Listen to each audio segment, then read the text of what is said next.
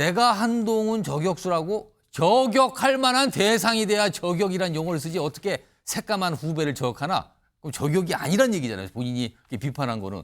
엉뚱한 짓 하지 말라고 한 수 가르치는 것에 불과하다.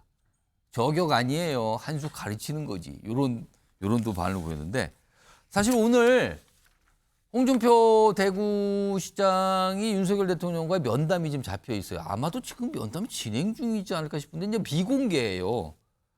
요 내용 관련된 걸 좀 보겠습니다.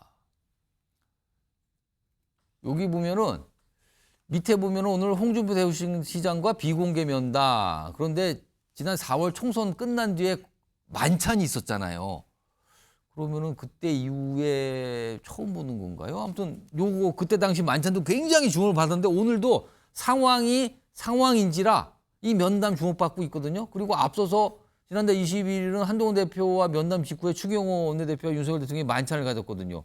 자, 그럼 이게 윤석열 대통령, 한동훈 대표와 면담 후에 추경호 원내대표와 만찬. 그리고 오늘은 홍준표 대구시장과의 면담. 요건데요, 지금 요건데.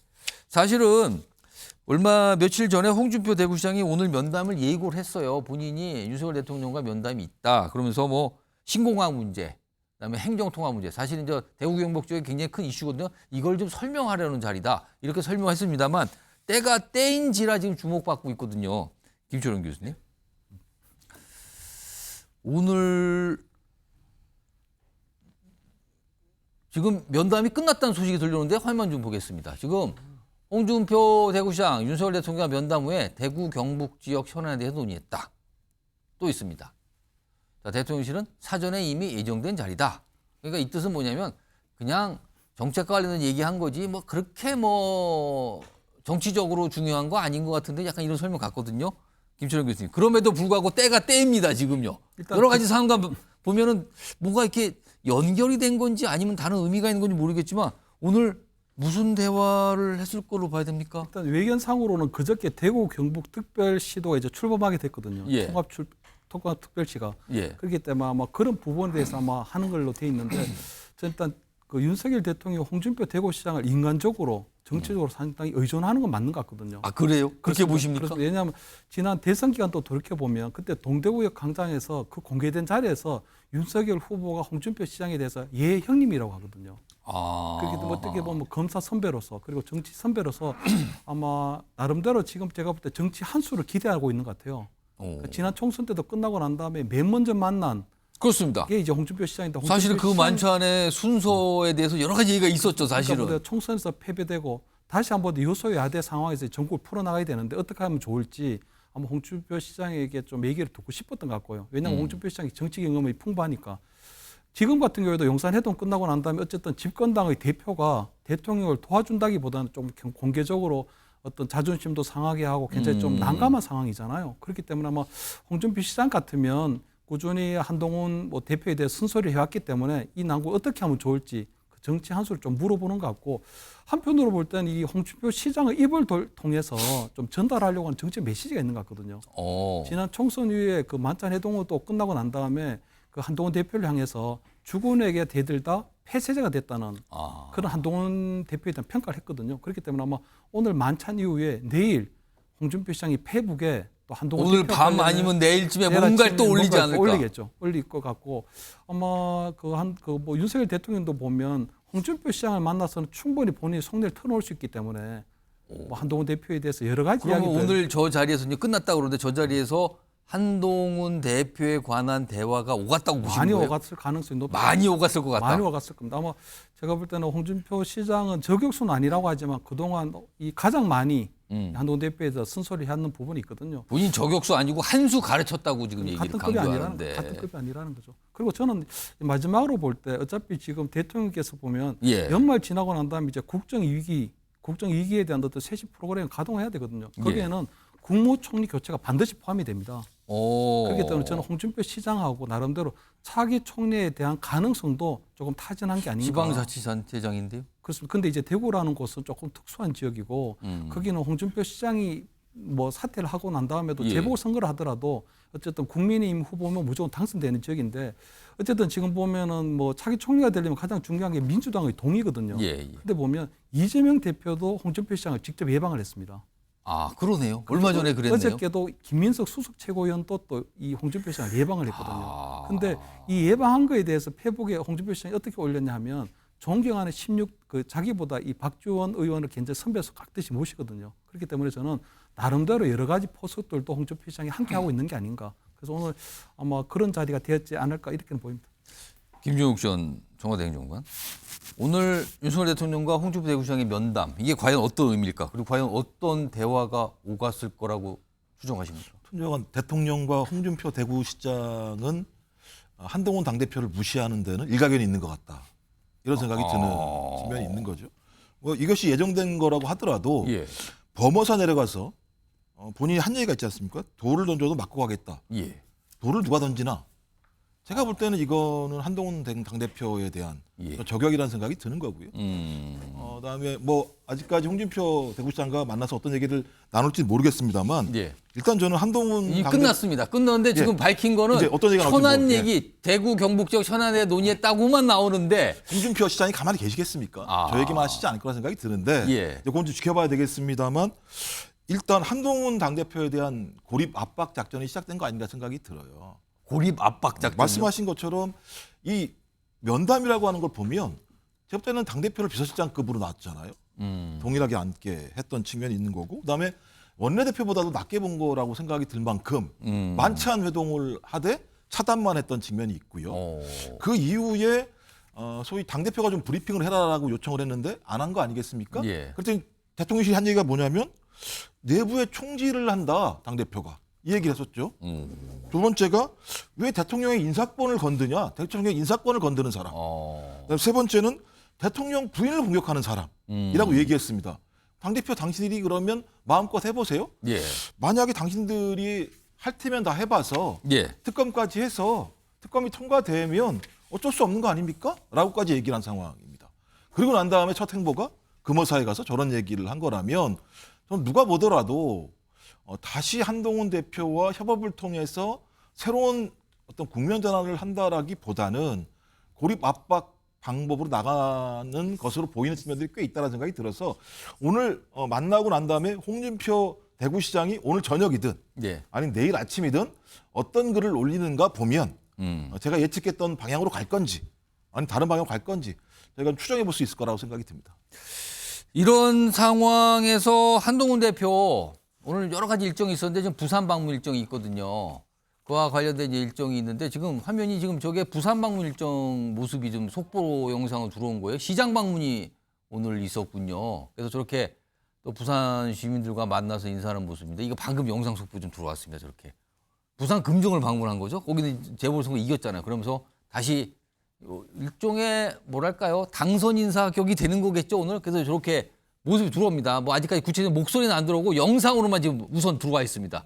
요 내용이고요. 이런 상황에서 오늘 한동훈 대표가 원외 인사들의 그러니까 국민의힘의 원외 그러니까 국회의원이 현역 의원이 아닌 정치인들에 대해서 역할을 강조했어요. 화면 좀 보겠습니다. 자, 오늘도 이게 오늘 오전에 있었던 확대 당직자 외에 참 많은 얘기가 나왔는데 거기서 나온 겁니다. 소수 정당이기에 국회 안에서 무언가 하기에 한계가 있습니다. 특히나 현역 국회의원들이 많이 있지만 소수 정당에서 국회에서 한계가 있어요. 그러면서 약간 대안처럼 얘기하는 게 원외 인사 중심으로 한 위원회 정치로 치고 나가야 됩니다. 이 얘기를 꺼냅니다. 이거요, 이거 제가 일단 김종욱 전 행정관. 네. 이거 국회 쪽에 오랜 경험이 계시잖아요. 그리고 뭐 보좌 경험도 많이 계시는데 원외 인사 중심의 위원회 정치로 가야 된다. 이게 현실적으로 어떻게 판단하십니까? 현실적으로? 아니, 저러시면 안 돼요. 아, 안 됩니까? 예. 아니, 왜냐하면 그 한동훈 대표의 아킬레스건이 뭐였냐면 정치 신인이다. 예. 그다음에 원외대표다라고 하는 한계가 분명히 있었습니다. 이걸 돌파할 수 있는 여력이라는 건 지지율밖에 없어요, 실제로. 그리고 한동훈 정치인이 당대표가 됐던 가장 큰 이유 중에 하나는 뭐냐면 예. 본인의 지지율이었습니다. 그 지지율을 믿고 있는 당원들의 지지였었는데 지금 시간이 지나면서 오히려 당대표가 되고 난 다음의 상황을 보면 소위 정당 지지율 같은 경우가 낮아지고 있죠. 본인 지지율도 떨어지고 있는 상황입니다. 그럴 때는 자기 외연을 확장을 해야 돼요. 근데 원내에 있는 국회의원들과의 관계들은 그냥 고립되고 답보 상태에 있으면서 원외 정치인들과 정치를 하겠다라고 얘기하는 것 자체가 맞는지 잘 모르겠다는 거예요. 아. 그렇다면 나도 비전이 있어야 되는데 예. 올 1년 동안 계속 벌어진 건 유난 갈등밖에 보여준 게 별로 없습니다. 그리고 비전이라는 게 11월 달 되면 이재명 당대표의 소위 재판 일심. 결과가 나온다. 이런 내용인 거예요. 본인 스스로가 아젠다를 만들어서 그걸 뚫고 나가는 게 아니라 그냥 외부의 사법 리스크에 대한 내용들 또는 소위 정당 정치 핵심이라고 하는 원외 정치보다는 자기 주변에 있는 원외 사람들과 정치를 하면서 뚫고 나가겠다고 말씀을 하시면 예. 고립화되는 거예요.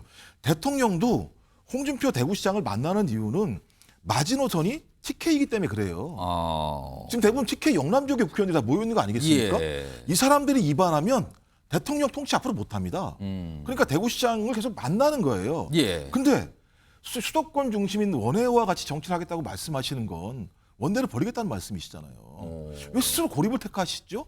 오히려 원내대표를 잘 설득을 해서 예. 소위 투톱 체제가 강건하게 가면서 이 투톱 체제를 통해서 대통령을 견인해내거나 대통령실을 견인하는 방식으로 가야 되는데 왜 계속 저렇게 소위 안 좋은 방향으로 전략을 예. 고집할까? 전 그런 측면에서는 제가 고언을 드립니다만 추경호 원내대표와 많은 대화를 나누셔야 됩니다. 알겠습니다. 자, 원외 인사인 박상수 대변인 어떻게 들으셨습니까 지금? 모든 정치 평론을 다 예측을 깨트려 먹고 있는 게 지금 한동훈 대표입니다. 지난 4월 총선 이후부터 모든 정치 평론이 다 예측이 다 깨지고 있죠.